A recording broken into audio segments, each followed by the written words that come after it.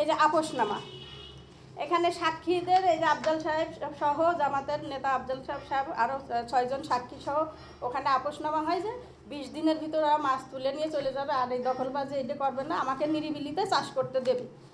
এই আপোষনামার প্রেক্ষিতে ওদের গত 28 তারিখে পুকুর মানে ছেড়ে দেওয়ার কথা, 1 তারিখ থেকে আমি চাষ করব। এর মধ্যে আবার খবর পেলাম যে ওরা আবার নতুনভাবে দখল করার পায়তারা করছে।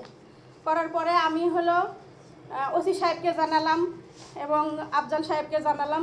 জানার পরে আফজাল সাহেব ওনারা আমাকে বললো যে না, ওদের মেয়াদ শেষ, আপনার পুকুর, আপনি মাছ ছাড়েন। তা আমি ওদের যাওয়ার কথা ছিল মাছ ছাড়তে, আমি বললো না, আপনি যা ছাড়েন সমস্যা নাই, আমরা তো সবাই জানি আপনার লোকজন নিয়ে মাছ ছাড়েন।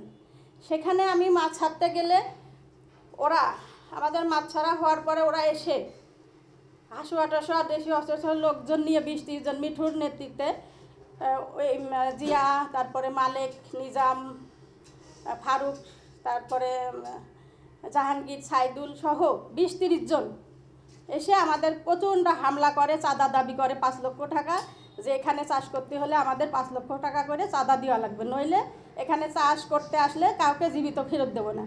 আমাদের অনেকের মারপিট করছে। করার পরে আমরা সেই বিষয়ে ওসি সাহেবকে আমরা জানাই। জানানোর পরে আমি আবার ওসি সাহেবকে অবহিত করার পরে আমাদের লোকজন আসে, মারপিট এগুলো দেখছে এবং দেখার পরে এই যে আমার মামলা করা হয়েছে। ওদের 17 জনকে আসামি করে মামলা করছি। এটা হলো 8 তারিখে, এই মাসে, জি 8 তারিখে মামলা করা হয়।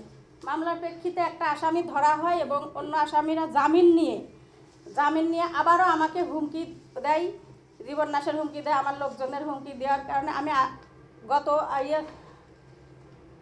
আবার মামলা জিডি করি, গত পরশুদিন জিডিটা করি।